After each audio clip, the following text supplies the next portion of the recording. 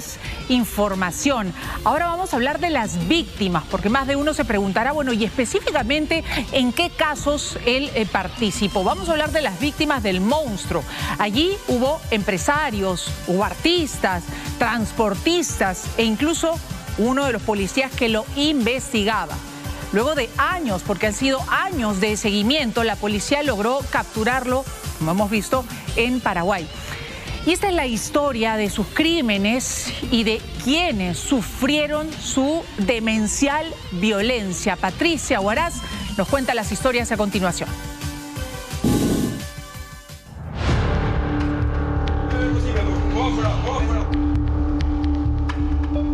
Tranquila, ya acabó. Valeria.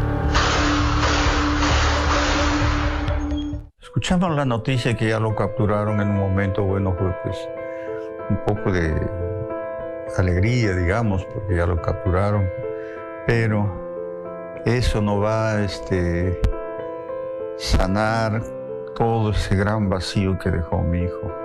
Cada noche, al mirar las fotografías de su hijo, este padre elevaba sus plegarias al cielo.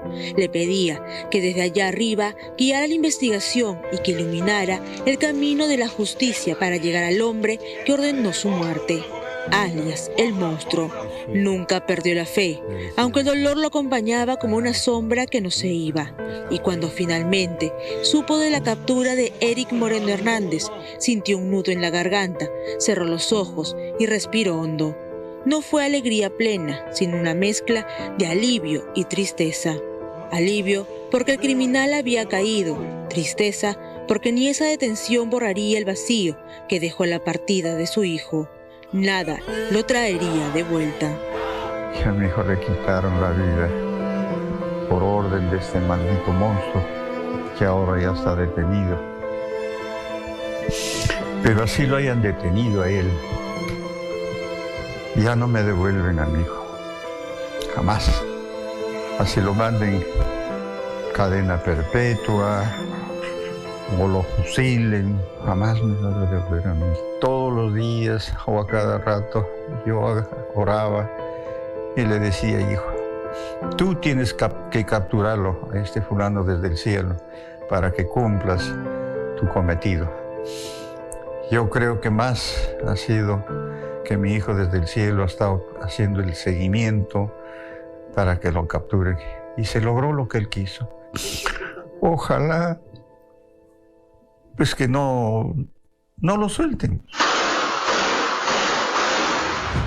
Su hijo era el brigadier Luis Gonzalo Carrasco Ramos, conocido como Cacá el Cazador, un policía que conocía como pocos el funcionamiento de las mafias del Cono Norte.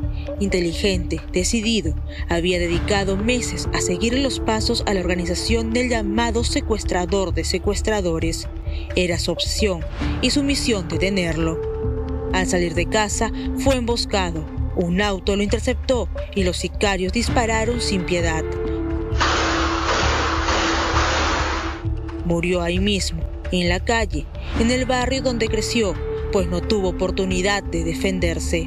Ya había hecho varias capturas, un montón de su gente del monstruo, pero a él no lo podía capturar, sabe que el monstruo era muy escurridizo. Mientras la familia del cazador lloraba su partida, la policía intensificaba su persecución. Cada operativo, cada pista, cada captura era un paso más cerca de la cúpula criminal y del mismo cabecilla. ¿Es por tu vida, Eric? Sí. Eric Moreno Hernández, alias el monstruo, no solo asesinaba a los que consideraba sus enemigos, también mandaba a secuestrar, negociaba con vidas, intercambiaba víctimas por detenidos. Si la policía capturaba a uno de sus hombres, ellos respondían secuestrando a alguien importante y exigían su liberación como parte del rescate. En un chantaje calculado, planificado al detalle, un juego macabro donde las personas se convirtieron en simples fichas de canje dentro de un retorcido negocio criminal. El caso más sonado de un secuestro es el de Jacqueline Salazar, una empresaria del rubro de gimnasio, a quienes los criminales del monstruo le habían hecho un reglaje al milímetro. Sabían sus horarios y cada uno de sus movimientos. Ella fue retenida por 11 días, donde tan solo le daban pan y agua para sobrevivir. Por su rescate pedían 2 millones de soles. Ahí está mi voz. Chinita Belaunde, el monstruo, secuestradores. ¿Participaste en su secuestro? ¿Sos responsable? Fueron mis enemigos. No. Y me involucraron a mí. Pero ¿sabes que estás investigado por eso? Sí lo sé por los medios comunicativos. Y aunque Eric Moreno negó su participación en dicho delito, los registros son evidentes. Y es que esa noche, cuando llegaba a casa, un auto negro le cerró el paso a Jacqueline. En segundos, hombres armados la redujeron y se la llevaron. Su familia recibió la primera llamada esa misma madrugada. El mensaje era contundente. La entregarían viva solo si pagaban. Que no se metan, ellos ya saben, de los dos carros polarizados que sacan el gimnasio revisando cámaras. Ellos saben todo. Solo bota el dinero, por favor. Habla con mis tíos. Jacqueline, la mujer que antes solía colgar su vida acomodada en redes sociales, fue cautiva en una vivienda en Los Olivos, donde era vigilada día y noche. Finalmente, fue liberada tras el pago, pero su caso reveló la maquinaria de terror que el monstruo estaba empezando a construir. Ella se convirtió en una sobreviviente de los injertos del Cono Norte. Gracias. Está preocupado por ti. Gracias a la policía, a mi familia, a todas las personas. Gracias de todo el corazón. Se equivocaron con ella. No es una muchacha adinerada, es una muchacha, como ve, de acá del barrio. Días después, otro rostro apareció en los noticieros. Lucero Trujillo, una joven estudiante de Comas e hija de un empresario. Fue raptada cuando salía de su academia. La subieron a un carro y desaparecieron en segundos. Estuvo retenida por 3 días en una vivienda alquilada, asustada, escuchando cada ruido como si fuera el último. Pero la presión vecinal y policial fue tan intensa que sus captores la abandonaron y escaparon. Lucero aprovechó ese descuido y huyó viva, aunque con una herida que el tiempo difícilmente borrará. Pues su mundo cambió desde ese día, dejando atrás a la mujer que era.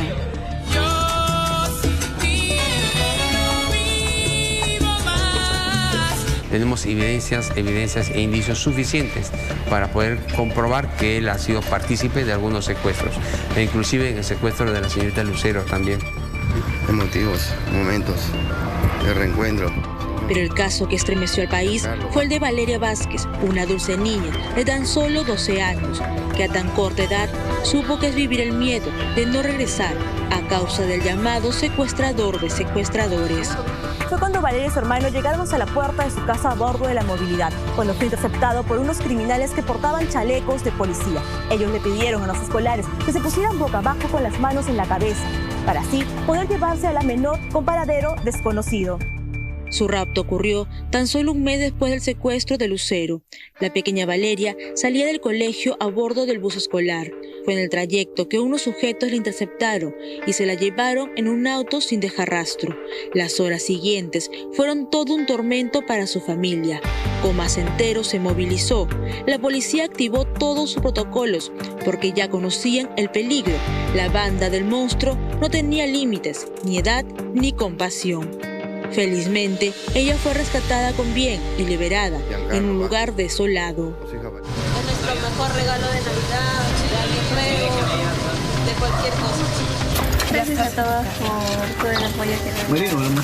Fue un momento muy duro para mi hijita, pero no se metan. A todo el esfuerzo de la policía y junto de todos hemos podido encontrar a mi reina. Este delincuente apodado Chino Feo, el monstruo, empezó robando camionetas, Hilux, después extorsionando, se injertó con delincuentes venezolanos, ¿no? Y después ha realizado varios secuestros. Y es un delincuente desalmado, despiadado, porque tenemos conocimiento por indicativo de inteligencia que inclusive a sus mismos compinches los ha asesinado. Y es que ese era su poder. No aparecía en ningún secuestro, pero decidía todo. ¿Quién era el blanco? ¿Cuánto se pedía? ¿Cómo se negociaba? Sus soldados lo obedecían sin vacilar. Su red era tan sólida que podía mover personas como piezas de ajedrez. Su especialidad era el control y el miedo, ese que ahora ya no infunde al verse enmarrocado. alias El Monstruo, también cargaría sobre sus hombros con la muerte de Paul Flores, cantante de Armonía 10. A esta orquesta, Eric Moreno Hernández le exigía el pago de una vacuna de 70,000 soles, que quiere decir una retribución por protección. Para este crimen, el secuestrador de secuestradores contrató a alias El Italiano. El gatillero que enlutó a muchas familias y apagó la vida del llamado ruso fue Pierre Panduro Verástegui, conocido en los injertos del Cono Norte como El Italiano, un sicario que ni detenido mostraba una pizca de arrepentimiento. ¿Cuánto te pagaron por asesinar a Paul Flores? Soy inocente, tengo videos yo. ¿No asesinaste al excongresista Medellín? Yo no asesinaba a nadie. No te encontraré al despertar.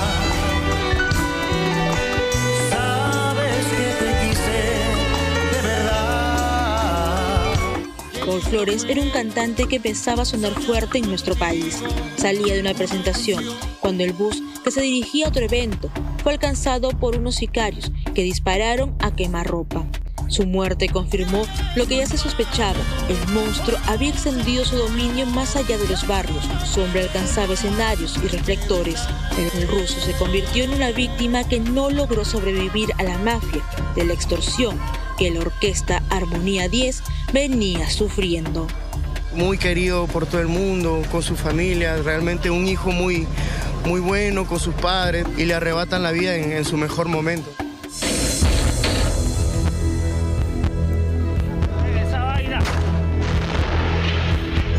Pero las víctimas no solo fueron artistas o empresarios. Los transportistas del Cono Norte también sufrieron la furia de esta red criminal. Cada línea, cada ruta estaba marcada. La represalia era inminente. Ataques a buses, amenazas, asesinatos a plena luz del día. Decenas de conductores fueron abatidos frente a pasajeros indefensos. El mensaje era claro: o pagan o mueren. Miedo, bastante miedo por no volver. Tanto yo como mis colegas salimos a trabajar atemorizados, salimos con miedo. Hoy, mientras se enfrenta a la justicia, el nombre de Eric Moreno sigue generando terror, aunque su imagen ya no infunde escalofríos. Y es que Jacqueline aún vive con cautela. Lucero intenta retomar su vida.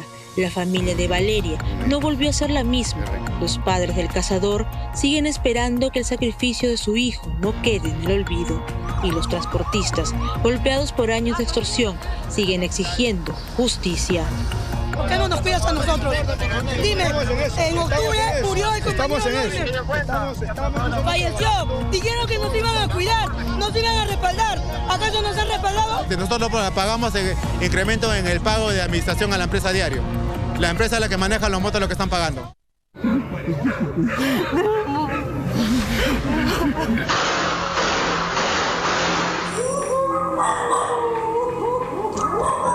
Estas son solo algunas de las víctimas de alias El Monstruo, un despiadado hombre que creyó que el miedo era suficiente para blindarlo. Pero cayó, y con él se derrumbó una red que por tiempo operó en silencio, negociando con vidas, sembrando temor en el Cono Norte. Su historia no es solo la de un criminal, es la radiografía de una banda que marcó a muchas personas en el camino.